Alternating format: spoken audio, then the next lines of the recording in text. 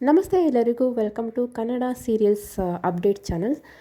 ನಾಳಿನ ಆಸೆದಾರರ ಸಂಚಿಕೆಯಲ್ಲಿ ಏನಾಗುತ್ತೆ ಅಂತ ನೋಡೋಣ ಬನ್ನಿ. ಮೊದಲಿಗೆ ಮೀನಾ ಮೊಬೈಲ್ ತೊಗೋಬೇಕು ಅಂತ ಮಂಜನ್ಗೆ ಫೋನ್ ಮಾಡಿ ಬರೋದಕ್ಕೆ ಹೇಳಿ ಶೋರೂಮ್ಗೆ ಹೋಗಿರ್ತಾಳೆ. ಆಗ ಅಲ್ಲಿಗೆ ಮಂಜ ಬಂದು ಏನಕ್ಕ ಇಲ್ಲಿಗೆ ಬಂದು ತುಂಬ ಹೊತ್ತಾಯ್ತಾ ಅಂತ ಮಂಜ ಕೇಳ್ತಾನೆ.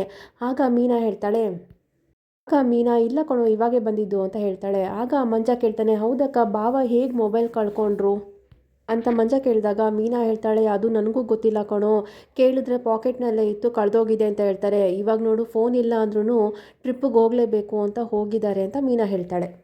ಬಾವಾಗೆ ಫೋನ್ ಇದ್ದರೆ ಅಲ್ವೇನೋ ಅವ್ರಿಗೆ ಜಾಸ್ತಿ ಟ್ರಿಪ್ ಎಲ್ಲ ಸಿಗೋದು, ಅದಕ್ಕೆ ಅವರು ಬರೋದಕ್ಕೆ ಮುಂಚೆ ಒಂದು ಹೊಸ ಫೋನ್ ತೊಗೊಳ್ಳೋಣ ಅಂತ ಬಂದಿದ್ದೀನಿ ಅಂತ ಮೀನಾ ಮಂಜಂಗೆ ಹೇಳ್ತಾಳೆ. ಆಗ ಮಂಜ ಸರಿ ಆಯಿತು ಬಾಕ ಅಂತ ಹೋಗಿ ಮಂಜ ಮತ್ತು ಮೀನಾ ಹೋಗಿ ಹೊಸ ಫೋನ್ನ ತೊಗೊತಾರೆ. ಆಗ ಶೋರೂಮಲ್ಲಿ ಇಬ್ಬರು ಹುಡುಗರು ಮಂಜು ನೋಡ್ಬಿಟ್ಟು, ನೋಡೋ ಈ ಥರ ಎಲ್ಲ ಕದ್ದಿರೋರನ್ನ ಸುಮ್ಮನೆ ಬಿಡಬಾರ್ದು, ಪೊಲೀಸವ್ರಿಗೆ ಹಿಡಿದು ಕೊಡಬೇಕು ಅಂತ ಅವರಿಬ್ಬರು ಮಂಜನ್ನು ನೋಡ್ಕೊಂಡು ಹೇಳ್ತಾ ಇರ್ತಾರೆ. ಈ ಕಡೆ ಮಂಜನ್ನು ನೋಡಿದವ್ರು ಎಲ್ಲರೂ ಇದ್ರ ಬಗ್ಗೆನೇ ಮಾತಾಡ್ತಾ ಇರ್ತಾರೆ. ನೋಡಿ ಈ ಥರ ಎಲ್ಲ ಕದ್ಬಿಟ್ಟು ಮೊಬೈಲ್ ತೊಗೊಳ್ಳೋದು ಬೈಕು ಅಂತ ಶೋಕಿ ಮಾಡ್ಕೊಂಡು ತಿರುಗಾಡ್ತಿರ್ತಾರೆ ಅಂತ ಮಂಜನ್ನು ನೋಡ್ಕೊಂಡು ಎಲ್ಲರೂ ಮಾತಾಡ್ತಾ ಇರ್ತಾರೆ. ಇವನ್ನ ಪೊಲೀಸವ್ರು ಎತ್ತಾಕೊಂಡೋಗಿ ಚೆನ್ನಾಗಿ ಬುದ್ಧಿ ಕಲಿಸ್ಬೇಕು ಅಂತ ಹೇಳ್ತಿರ್ತಾರೆ. ಈ ಕಡೆ ಪೂಜಾ ರೋಹಿಣಿಗೆ ಈ ವಿಡಿಯೋ ಮಂಜುನ ವಿಡಿಯೋ ತೋರಿಸ್ತಾ ಇರ್ತಾಳೆ. ಆಗ ರೋಹಿಣಿ ವಿಡಿಯೋ ನೋಡ್ಬಿಟ್ಟು ತುಂಬ ಖುಷಿ ಪಡ್ತಾಳೆ. ಏನು ಇಷ್ಟೊಂದು ವ್ಯೂಸ್ ಬರ್ತಾಯಿದೆ ಅಂತ ರೋಹಿಣಿ ಕೇಳಿದಾಗ, ಹೌದು ಕಡೆ ಇದು ವಿಡಿಯೋ ತುಂಬ ಸೋಷಿಯಲ್ ಮೀಡಿಯಾದಲ್ಲಿ ಫುಲ್ ವೈರಲ್ ಆಗ್ತಿದೆ ಅಂತ ಪೂಜಾ ಹೇಳ್ತಾಳೆ. ರೋಹಿಣಿ ನೋಡು ಎಂತೆಂಥ ಕಮೆಂಟ್ ಎಲ್ಲ ಹಾಕಿ ಬೈತಾ ಇದ್ದಾರೆ ಅಂತ ರೋಹಿಣಿ ಖುಷಿ ಪಡ್ಕೊಂಡು ಪೂಜಾಗೆ ಹೇಳ್ತಾಳೆ. ಪೂಜಾ ಹೇಳ್ತಾಳೆ, ಹೌದು ಕಣೆ ಆ ಹುಡುಗನ ನೆನೆಸ್ಕೊಂಡ್ರೆ ಪಾಪ ಅನಿಸ್ತಿದೆ ಅಂತ ಪೂಜಾ ಹೇಳ್ತಾಳೆ. ರೋಹಿಣಿ ಹೇಳ್ತಾಳೆ, ಹೌದು ಕಣೆ ನಿನಗೆ ಬೇರೆಯವ್ರನ್ನೆಲ್ಲ ನೋಡಿದ್ರೆ ಪಾಪ ಅನಿಸುತ್ತೆ, ಆದರೆ ನನ್ನ ನೋಡಿದ್ರೆ ನಿನಗೆ ಪಾಪ ಅಂತ ಅನ್ಸೋದಿಲ್ವಾ? ಅವ್ನು ನೋಡಿದ್ರೆ ಸ್ವಂತ ಅಕ್ಕನ ಅತ್ತೆದು ಬ್ಯಾಗ್ನೇ ಕಿತ್ಕೊಂಡು ಕದ್ದಿದ್ದಾನೆ, ಅವ್ನು ನೋಡ್ಬಿಟ್ಟು ನೀನು ಪಾಪ ಅಂತಿದ್ಯಲ್ಲೇ ನೀನು ದೊಡ್ಡ ಕ್ರಿಮಿನಲು, ಕದ್ದಿದ್ದು ಏನು ಅವನಿಗೆ ಹೊಸ್ತಿನಲ್ಲ ಕಣೆ ಅಂತ ರೋಹಿಣಿ ಪೂಜಾಗೆ ಹೇಳ್ತಿರ್ತಾಳೆ. ಪೂಜಾ ಹೇಳ್ತಾಳೆ, ನೋಡೆ ನೀನು ಅಂದ್ಕೊಂಡಂಗೆ ವಿಡಿಯೋ ಕೂಡ ಲೀಕ್ ಆಯಿತು, ಆ ದಿನೇಶನು ಕೂಡ ಎತ್ಕೊಂಡು ಹೋಗಿ ಕಾಗೆ ಸುಬ್ಬ ಚೆನ್ನಾಗಿ ತದ್ಕಿದ್ದಾನೆ, ಏನೇ ಬಿಡ ಎಲ್ಲ ಸರಿಯೋಯ್ತಲ್ಲ ಅಂತ ಪೂಜಾ ಹೇಳ್ತಿರ್ತಾಳೆ. ಆಗ ರೋಹಿಣಿ ಖುಷಿ ಪಡ್ತಾ, ಹೌದು ಕಣೆ ಇದೊಂದೇ ಸಾಕೆ ಕಣೆ ನನಗೆ, ಇದೊಂದು ವೀಡಿಯೋನ ಅತ್ತೆಗೇನಾದ್ರು ತೋರಿಸ್ಬಿಟ್ರೆ ಅವ್ನ ಮಾನ ಮರ್ಯಾದೆಲ್ಲ ಹೋಗುತ್ತೆ, ಅತ್ತೆ ಸೂರ್ಯ ಮತ್ತು ಮೀನನ ಇಬ್ಬರನ್ನ ಮನೆಯಿಂದ ಆಚೆ ಕಳಿಸ್ಬಿಡ್ತಾರೆ ಅಂತ ರೋಹಿಣಿ ಹೇಳ್ತಾಳೆ. ಪೂಜಾ ಹೇಳ್ತಾಳೆ, ಅಲ್ಲ ಕಣೆ ಅವ್ರ ತಮ್ಮ ಮಾಡಿದ ತಪ್ಪಿಗೆ ಮೀನಾ ಮತ್ತು ಸೂರ್ಯನ ಯಾಕೆ ಮನೆಯಿಂದ ಆಚೆ ಕಳಿಸ್ಬೇಕು, ಅವರಿಬ್ಬರು ನೋಡಿದ್ರೆ ಪಾಪ ಅನಿಸುತ್ತೆ ಅಂತ ಪೂಜಾ ಹೇಳ್ತಾಳೆ. ಆಗ ರೋಹಿಣಿ, ನಿನಗೊಂದು 2 ಕೊಡಬೇಕು ಕಣೆ, ಬರ್ತಾ ಬರ್ತಾ ನೀನು ಅವರಿಬ್ಬರಿಗೆ ಸಪೋರ್ಟ್ ಮಾಡ್ತಾಯಿದ್ಯಾ ನೀನು, ನಾನು ಯಾಕೆ ಈ ಥರ ಎಲ್ಲ ಮಾಡ್ತಿದ್ದೀನಿ ಅಂತ ನಿನಗೆ ಗೊತ್ತೇನೆ ನಿನಗೆ, ಅವರಿಬ್ಬರೇನಾದರೂ ಅದೇ ಮನೇಲಿದ್ದರೆ ನಾನು ಯಾವತ್ತಾದರೂ ಒಂದು ದಿವಸ ಸಿಕ್ಕಾಕೋತೀನಿ, ಅದು ಅಲ್ದಿರ ಅವರಿಬ್ಬರು ಕೃಷ್ಣ ದತ್ತು ತೊಗೊಳ್ಬೇಕು ಅಂತ ಬೇರೆ ಪ್ಲ್ಯಾನ್ ಮಾಡ್ತಾಯಿದ್ದಾರೆ, ಇಬ್ಬರು ಹೇಗಾದರೂ ಮಾಡಿ ಕೃಷ್ಣ ಹುಡುಕಬೇಕು ಅಂತ ಮಾಡ್ತಿದ್ದಾರೆ ಅಂತ ರೋಹಿಣಿ ಹೇಳಿದಾಗ, ಹಾಗಾದರೆ ಅವರಿಬ್ಬರು ಮನೆಯಿಂದ ಹೊಟ್ಟೋಗ್ಬಿಟ್ರೆ ಈ ಥರ ಎಲ್ಲ ಏನೂ ಆಗೋದಿಲ್ವೇನೆ ಅಂತ ಪೂಜಾ ಕೇಳ್ತಾಳೆ. ರೋಹಿಣಿ ಹೇಳ್ತಾಳೆ, ಹೌದು ಕಣೆ ಅವರಿಬ್ಬರು ಮನೆಯಿಂದ ಆಚೆ ಹೊಟ್ಟೋದ್ರೆ ಇದೆಲ್ಲ ಏನೂ ನಡೆಯೋದೇ ಇಲ್ಲ, ಆಗ ಅವ್ರ ಸಮಸ್ಯೆಯಲ್ಲೇ ಮುಳುಗೋಗಿರ್ತಾರೆ, ಅವ್ರದ್ದೇ ಒಂದು ಜೀವನದ ಏನೇನೋ ಪ್ರಾಬ್ಲಮ್ಸ್ ಇದ್ದರೆ ಅದನ್ನು ನೋಡ್ಕೊಂಡಿರ್ತಾರೆ, ನನ್ನ ಬಗ್ಗೆ ಅವರು ಯೋಚನೆ ಕೂಡ ಮಾಡೋದೇ ಇಲ್ಲ, ಅದು ಅಲ್ದಿರ ಈ ವಿಡಿಯೋನ ಶ್ರುತಿ ಕುಟುಂಬದವರೇನಾರ ನೋಡಿಬಿಟ್ರೆ ಅಂಥ ಕುಟುಂಬದ ಜೊತೆ ನನ್ನ ಮಗಳಿದ್ದಾಳಲ್ಲ ಅಂತ ಅವ್ರು ಬೇಜಾರು ಮಾಡಿಕೊಂಡು ರವಿ ಮತ್ತು ಶ್ರುತಿನ ಮನೆಯಿಂದ ಅವ್ರ ಮನೆ ಕರ್ಕೊಂಡು ಹೋಗೋ ಚಾನ್ಸಸ್ ಕೂಡ ತುಂಬ ಇರುತ್ತೆ ಕಣೆ ಅಂತ ರೋಹಿಣಿ ಹೇಳ್ತಾಳೆ. ಆಗ ಪೂಜಾ, ಅದೆಲ್ಲ ಹಾಗೆ ಆಗುತ್ತೆ ಅಂತ ನಿನಗೆ ಹೆಂಗೆ ಗೊತ್ತು ಅಂತ ಪೂಜಾ ಕೇಳ್ತಾಳೆ. ರೋಹಿಣಿ ಹೇಳ್ತಾಳೆ, ನೋಡೆ ಪೂಜಾ, ಅವ್ರನ್ನ ನಾನು ತುಂಬ ದಿವಸದಿಂದ ನೋಡ್ತಿದ್ದೀನಿ, ಅವ್ರು ಅದೇ ಪ್ಲ್ಯಾನಲ್ಲಿದ್ದಾರೆ ಅಂತ ನನಗೆ ಗೊತ್ತಾಗ್ತಾ ಇದೆ, ಅವ್ರ ಆ್ಯಕ್ಟಿವಿಟೀಸ್ ಎಲ್ಲ ನಂಗೆ ಚೆನ್ನಾಗಿ ಗೊತ್ತು, ಹಿಂಗೆ ಗೊತ್ತಾ ನಮ್ಮಲ್ಲಿ ಏನೇ ಜಗಳ ಆಡಿದ್ರೂ ಅವ್ರಿಗೆ ಬೇಜಾರಾಗುತ್ತೆ, ಇಂಥ ಮನೆಗೆ ನನ್ನ ಮಗಳನ್ನ ಕೊಟ್ಬಿಟ್ಟೆ, ಫಸ್ಟ್ ನನ್ನ ಮಗಳನ್ನ ಇಲ್ಲಿಂದ ಕರ್ಕೊಂಡು ಹೋಗಬೇಕು ಅಂತ ಅವ್ರಿಗೆ ಮನಸ್ಸಲ್ಲಿ ಅನ್ನಿಸ್ತಾನೆ ಇರುತ್ತೆ ಕಣೆ ಅಂತ ರೋಹಿಣಿ ಹೇಳ್ತಾಳೆ. ಪೂಜಾ ಹೇಳ್ತಾಳೆ, ಹಾಗಾದರೆ ಈ ವಿಡಿಯೋಯಿಂದ ಇಡೀ ಮನೆಯೇ ಚೂರು ಚೂರು ಆಗ್ಬಿಡುತ್ತೆ ಅಂತ ನಿನಗೆ ಗೊತ್ತಿದೆ, ಹಾಗೆಯೇ ನೀನು ಮತ್ತು ನಿಮ್ಮ ಮನೋಜು ನಿಮ್ಮ ಅತ್ತೆ ಮಾತ್ರ ಇರಬೇಕು ಅಂತ ಅಂದ್ಕೊಂಡಿದ್ಯಾ ಅಲ್ವೇನೆ ಅಂತ ಪೂಜಾ ಹೇಳ್ತಾಳೆ. ರೋಹಿಣಿ ಹೇಳ್ತಾಳೆ, ಹೌದು ಕಣೆ ನಾನು ಅಂದ್ಕೊಂಡಿರೋ ಥರನೇ ನನ್ನ ಲೈಫ್ನ ಲೀಡ್ ಮಾಡಬೇಕು, ನನ್ನ ಹಳೆ ಜೀವನದಲ್ಲಿ ಏನೇನೆಲ್ಲ ಇತ್ತು ಆ ಥರ ಎಲ್ಲ ನನಗೆ ಬದುಕೋದಕ್ಕೆ ಆಗೋದಿಲ್ಲ, ನಾನು ಚೆನ್ನಾಗಿರ್ಬೇಕಂದ್ರೆ ಇದೆಲ್ಲ ನಡಿಲೇಬೇಕು ಅಂತ ರೋಹಿಣಿ ಪೂಜಾಗೆ ಹೇಳ್ತಾಳೆ. ಆಗ ಪೂಜಾ ಕೇಳ್ತಾಳೆ, ಅಲ್ಲ ಕಣೆ ಇಷ್ಟೊತ್ತಿಗೆ ನಿಮ್ಮ ಮತ್ತೆ ಗೊತ್ತಾಗಿರುತ್ತೆ ಈ ವಿಡಿಯೋದಲ್ಲೆಲ್ಲ ಆಗಿರೋದೆಲ್ಲ ಗೊತ್ತಾಗಿರುತ್ತಾ ಅಂತ ಪೂಜಾ ಕೇಳ್ತಾಳೆ. ರೋಹಿಣಿ ಹೇಳ್ತಾಳೆ, ಅವ್ರಿಗೆ ಇದು ನೆಟ್ಟೆಲ್ಲ ನೋಡೋದಕ್ಕೆ ಗೊತ್ತಾಗಲ್ಲ ಕಣೆ, ಅವರೇ ಈ ವಿಡಿಯೋನ ನೋಡಬೇಕು, ಆ ಥರ ಮಾಡೋ ರೀತಿ ನಾನು ಏನಾದರೂ ಒಂದು ಪ್ಲ್ಯಾನ್ ಮಾಡ್ತೀನಿ ಕಣೆ ಅಂತ ರೋಹಿಣಿ ಹೇಳ್ತಾಳೆ. ಆಗ ಪೂಜಾ, ಏನು ಪ್ಲ್ಯಾನ್ ಮಾಡ್ತೀಯಾ ಅಂತ ಕೇಳಿದಾಗ ರೋಹಿಣಿ ಹೇಳ್ತಾಳೆ, ಮೊದಲು ನೀನು ಲ್ಯಾಪ್ಟಾಪ್ನ ತೊಗೊಂಬಾ, ನಾನು ಹೇಳ್ದಾಗೆ ಎಲ್ಲ ಪ್ರಿಂಟ್ ಹಾಕು ಅಂತ ರೋಹಿಣಿ ಪೂಜಾಗೆ ಹೇಳ್ತಾಳೆ. ಹಾಗೆ ರೋಹಿಣಿ ಸೂರ್ಯ ಮೊಬೈಲ್ನ ಪೂಜಾ ಕೊಟ್ಟು, ನೀನು ಇದನ್ನು ಹುಷಾರಾಗಿ ಇಟ್ಕೊ, ನಿನ್ನ ಹತ್ರನೇ ಇಟ್ಕೋ, ಇದು ಎಲ್ಲೂ ಕಳೆದಾಕ್ಬೇಡ ಅಂತ ಹೇಳಿಬಿಟ್ಟು ಇಬ್ಬರು ಪ್ಲ್ಯಾನ್ನ ಮಾಡ್ತಾ ಇರ್ತಾರೆ. ಈ ಕಡೆ ರೋಹಿಣಿ ಮನೋಜ್ ಶೋರೂಮ್ಗೆ ಬಂದಾಗ ಮನೋಜು ರೋಹಿಣಿಯ ನೋಡ್ಬಿಟ್ಟು ಯಾಕೆ ರೋಹಿಣಿ ಡಲ್ಲಾಗಿದೆಯಾ ಅಂತ ಕೇಳ್ತಾನೆ. ಆಗ ರೋಹಿಣಿ ಹೇಳ್ತಾಳೆ, ಯಾರೋ ಒಬ್ಬರು ನನ್ನ ನೋಡ್ಬಿಟ್ಟು ನೀವು ಮನೋಜ್ ಅವ್ರ ವೈಫಾ ಅಂತ ಕೇಳಿದ್ರು ಅಂತ ಹೇಳ್ತಾಳೆ.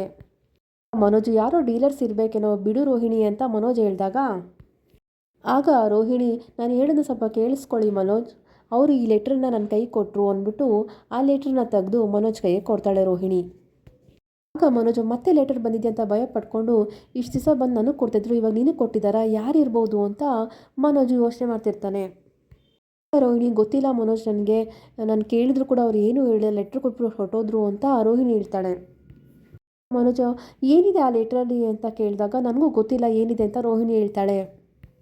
ಮನೋಜ್, ನನ್ನ ಎಕ್ಸ್ ಗರ್ಲ್ ಫ್ರೆಂಡ್ ಏನಾದರೂ ಲೆಟ್ರ್ ಕಳಿಸಿರ್ಬೋದಾ ಅಂತ ಹೇಳಿದಾಗ ರೋಹಿಣಿ ಕೋಪ ಮಾಡಿಕೊಂಡು ಏನಂದ್ರಿ ಮನೋಜ್ ಅಂತ ಕೇಳ್ತಾಳೆ. ಮನೋಜು, ಇಲ್ಲ ನಾನು ಸುಮ್ಮನೆ ಹೇಳಿದೆ ರೋಹಿಣಿ, ನಿನ್ನ ಕೈಗೆ ತಂದು ಲೆಟ್ರ್ ಕೊಟ್ರಲ್ಲ ಅದಕ್ಕೆ ಈ ಥರ ಇರ್ಬೋದೇನೋ ಅಂತ ಹೇಳಿದೆ, ಸುಮ್ಮನೆ ಹೇಳಿದೆ ನಾನು ಅಂತ ಮನೋಜ್ ಹೇಳ್ತಾನೆ. ರೋಹಿಣಿ ಕೋಪ ಮಾಡಿಕೊಂಡು ಯಾಕೆ ಈ ಥರ ಎಲ್ಲ ಮಾತಾಡ್ತಿದ್ದಾರಾ, ಸುಮ್ಮನೆ ಲೆಟ್ರ್ ಓಪನ್ ಮಾಡಿ ನೋಡಿ ಅಂತ ಹೇಳ್ತಾಳೆ. ಮನೋಜ್, ಏನಿದೆ ಆ ಲೆಟ್ರಲ್ಲಿಂದ ತೆಗೆದು ಓಪನ್ ಮಾಡಿದಾಗ ನಿನ್ನ ಫ್ಯಾಮಿಲಿಗೆ ಸಂಬಂಧಪಟ್ಟಂಥ ಒಂದು ವಿಡಿಯೋ ವೈರಲ್ ಆಗಿದೆ, ಆ ಒಂದು ವಿಡಿಯೋಗೆ ಸಂಬಂಧಪಟ್ಟಂತೆ ಲಿಂಕ್ ಕೂಡ ಅಲ್ಲಿದೆ ಅಂತ ಅಲ್ಲಿ ಬರೆದಿರುತ್ತೆ. ಆಗ ಮನೋಜು, ನಮ್ಮ ಫ್ಯಾಮಿಲಿ ಬಗ್ಗೆ ಏನು ವಿಡಿಯೋ ವೈರಲ್ ಆಗಿರುತ್ತೆ ಅಂತ ಯೋಚನೆ ಮಾಡಬೇಕಾದ್ರೆ ರೋಹಿಣಿ ಹೇಳ್ತಾಳೆ, ಏನೋ ಆ ವಿಡಿಯೋ ವೈರಲ್ ಆಗಿದೆಯಂತೆ ಆನ್ಲೈನಲ್ಲಿ, ಫಸ್ಟ್ ಆ ಲಿಂಕ್ನ ತೊಗೊಂಡು ನಿಮ್ಮ ಮೊಬೈಲಲ್ಲಿ ಚೆಕ್ ಮಾಡಿ ಅಂತ ರೋಹಿಣಿ ಹೇಳ್ತಾಳೆ. ಆಗ ಮನೋಜು ಟೆನ್ಷನ್ ಮಾಡಿಕೊಂಡು ದೇವ್ರ ಹತ್ರ ಬೇಡ್ಕೊತಿರ್ತಾನೆ, ಅಪ್ಪ ದೇವರೇ, ನಾನು ಮತ್ತು ಛಾಯಾ ಜೊತೆಲಿರೋ ಅಂಥ ವಿಡಿಯೋ ಯಾವುದೂ ಆಗಿರಬಾರ್ದಪ್ಪ ಅಂತ ದೇವರಲ್ಲಿ ಬೇಡ್ಕೊತಿರ್ತಾನೆ. ಆಗ ರೋಹಿಣಿ ಕಣ್ಬಿಟ್ಟು ನೋಡಿ ಅಂತ ಹೇಳಿದಾಗ ಮೊಬೈಲ್ ನೋಡಿದಾಗ ಅದರಲ್ಲಿ ಅಮ್ಮ ಇದ್ದಾರೆ ಅಂತ ಮನೋಜು ನೋಡ್ಬಿಟ್ಟು ಹೇಳ್ತಾನೆ. ಆಗ ರೋಹಿಣಿ ಮೊಬೈಲ್ನ ನೋಡಿದಾಗ ಮನೋಜು, ಅಮ್ಮ ಬ್ಯಾಗ್ನ ಯಾರೋ ಕಿತ್ಕೊಂಡು ಹೋಗ್ತಾ ಇದ್ದಾರೆ, ಅಮ್ಮ ಹೇಳಿದ್ರಲ್ಲ ಒಂದು ಸಲ ನನ್ನ ಬ್ಯಾಗ್ನ ಯಾರೋ ಕದ್ಕೊಂಡು ಹೋದ್ರು ಅಂತ, ಅದೇ ವಿಡಿಯೋ ಇದು ಅಂತ ಮನೋಜ್ ಹೇಳ್ತಾನೆ. ಆಗ ವಿಡಿಯೋದಲ್ಲಿ ಮಂಜ ಹೆಲ್ಮೆಟ್ನ ತೆಗೆದಾಗ ಇದು ಮೀನಾ ತಮ್ಮ ಅಲ್ವಾ ಅಂತ ರೋಹಿಣಿ ಹೇಳ್ತಾಳೆ. ಆಗ ಮನೋಜ ನೋಡ್ಬಿಟ್ಟು ಶಾಕ್ ಆಗಿ, ಹೌದು ರೋಹಿಣಿ, ಅವನೇ ರಾಸ್ಕಲ್ಲು, ನಮ್ಮ ಅಮ್ಮ ಹತ್ರ ಬ್ಯಾಗ್ ಕಿತ್ಕೊಂಡು ಹೋಗಿ ದುಡ್ಡೆಲ್ಲ ಎತ್ಕೊಂಡು ಹೋಗಿದ್ದಾನೆ ಅಂತ ಮನೋಜ ಬೈತಾನೆ. ರೋಹಿಣಿ ನೋಡ್ಬಿಟ್ಟು, ಓ ಮೈ ಗಾಡ್, ನನಗಿದು ನಂಬೋದಕ್ಕೆ ಆಗ್ತಾಯಿಲ್ಲ, ಇವನು ಕಾಲೇಜ್ ಹೋಗ್ತಿದ್ದಾನೆ ಅಂದರೆ ಈ ಥರ ಎಲ್ಲ ಕಳ್ತನ ಮಾಡ್ತಿದ್ದಾನಲ್ಲ, ಇದೇನೇ ಇವನ ಕೆಲಸ ಅಂತ ರೋಹಿಣಿ ಬೈತಾಳೆ. ಆಗ ಮನೋಜ, ನೋಡು ಆ ಸೂರ್ಯ ಎಷ್ಟು ವಹಿಸ್ಕೊಂಡು ಮಾತಾಡ್ತಿದ್ದ ಇವನ ಬಗ್ಗೆ, ಇವ್ನು ನೋಡಿದ್ರೆ ನಮ್ಮ ಫ್ಯಾಮಿಲಿಗೆ ಬ್ಯಾಗನ್ನೇ ಎತ್ಕೊಂಡು ಕದ್ದಿದ್ದಾನೆ ಅಂತ ಮನೋಜ ಬೈತಾನೆ.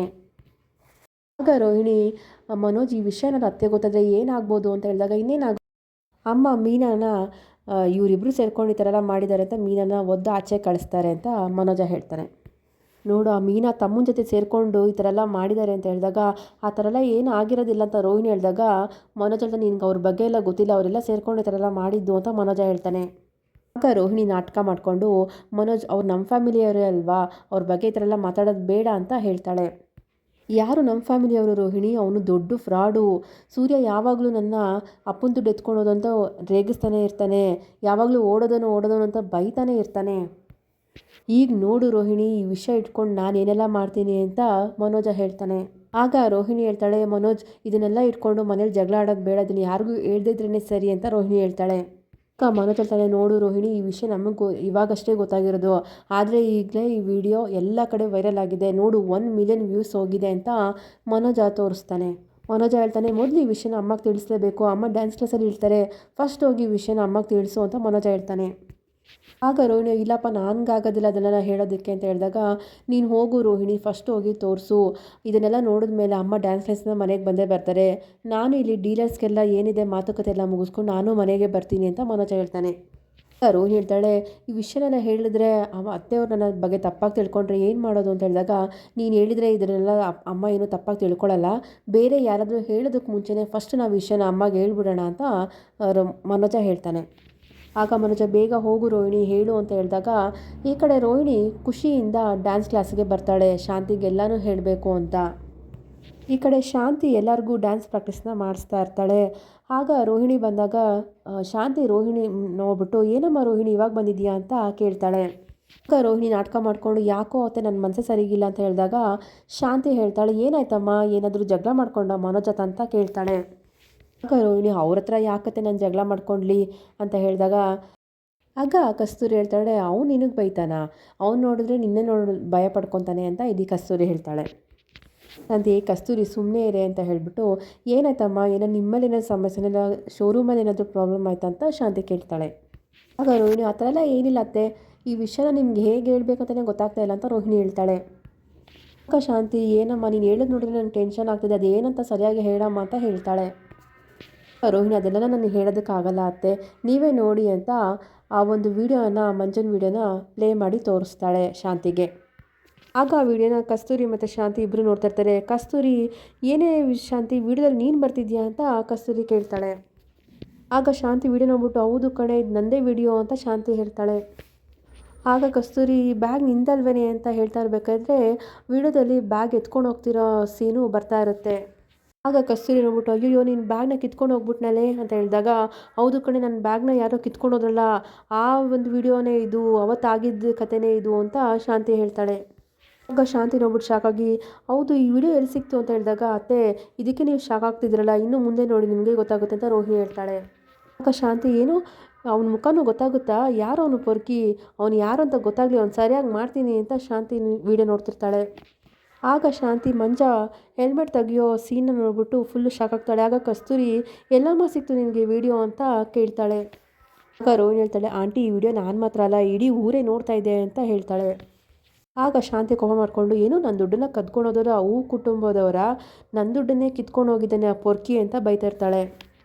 ಆಗ ಕಸ್ತೂರಿ ಹೇಳ್ತಾಳೆ ಇದೆಲ್ಲ ಕುಸುಮ ಅವ್ರಿಗೆ ಗೊತ್ತಿರಲ್ಲ ಹೋಗಲಿ ಬಿಡೆ ಅಂತ ಹೇಳ್ತಾರೆ. ಆಗ ಶಾಂತಿ ಹೇಳ್ತಾಳೆ ಅದು ಹೇಗೆ ಬಿಡೋಕ್ಕಾಗುತ್ತೆ, ಅವತ್ತು ಆ ಫೈನಾನ್ಸ್ ಅವನಿಗೆ ಎಷ್ಟು ಮಾತಾಡ್ದಂತ ನಿನಗೇನು ಗೊತ್ತು, ಇವತ್ತೇ ಹೋಗಿ ನಾನು ಅವ್ರ ಮನೆಗೆ ಹೋಗಿ ಚೆನ್ನಾಗಿ ಗ್ರಾಚಾರ ಬಿಡಿಸಾಕ್ತೀನಿ ಅಂತ ಶಾಂತಿ ಬೈತಾಳೆ. ನಾನು ಮಾತ್ರ ಇದನ್ನು ಸುಮ್ಮನೆ ಬಿಡೋಕ್ಕಾಗೋದೇ ಇಲ್ಲ, ಅವ್ರ ಮನೆಗೆ ಹೋಗಿ ಚೆನ್ನಾಗಿ ಬೈಬೇಕು, ರೋಹಿಣಿ ನೀನು ನನ್ನ ಜೊತೆ ಬಾಮ್ಮ ಅಂತ ಶಾಂತಿ ರೋಹಿಣಿಗೆ ಹೇಳ್ತಾಳೆ. ಆಗ ರೋಹಿಣಿ ಅತ್ತೆ ನಾನು ಬರಬೇಕಾ ಎಲ್ಲಿಗೆ ಅಂತ ಕೇಳಿದಾಗ ಅದೇ ನಮ್ಮ ಹೂ ಕೊಟ್ಟೋರ ಮನೆ ಇದೆಯಲ್ಲ ಅವ್ರ ಮನೆಗೆ ಹೋಗೋಣ ಬಾಮ್ಮ ಅಂತ ಶಾಂತಿ ಹೇಳ್ತಾಳೆ. ಅವ್ರನ್ನ ಮಾತ್ರ ನಾನು ಸುಮ್ಮನೆ ಬಿಡೋದಿಲ್ಲ, ಅವ್ರಿಗೊಂದು ಗತಿ ಕಾಣಿಸ್ತೀನಿ ಅಂತ ಕೋಪ ಮಾಡಿಕೊಂಡು ಶಾಂತಿ ಮೀನಾ ಅವರ ಅಮ್ಮ ಮನೆಗೆ ಹೋಗ್ತಾ ಇರ್ತಾಳೆ. ಇಲ್ಲಿಗೆ ಈ ಸಂಚಿಕೆ ಮುಗಿಯುತ್ತೆ. ಮುಂದಿನ ಸಂಚಿಕೆಯಲ್ಲಿ ಏನಾಗುತ್ತೆ ಅಂತ ಮುಂದಿನ ವಿಡಿಯೋದಲ್ಲಿ ತಿಳಿಸ್ಕೊಡ್ತೀನಿ. ಈ ವಿಡಿಯೋ ಇಷ್ಟ ಆಗಿದೆ ಲೈಕ್ ಮಾಡಿ ಹಾಗೂ ಎಲ್ಲರಿಗೂ ಶೇರ್ ಮಾಡಿ. ಮತ್ತೆ ಸಿಗೋಣ ಮುಂದಿನ ವಿಡಿಯೋದಲ್ಲಿ. ಹಾಗೆ ನಮ್ಮ ಚಾನಲ್ ಪ್ಲೀಸ್ ಸಬ್ಸ್ಕ್ರೈಬ್ ಮಾಡ್ಕೊಳ್ಳಿ. ವಿಡಿಯೋ ನೋಡೋದಕ್ಕಾಗಿ ಧನ್ಯವಾದಗಳು.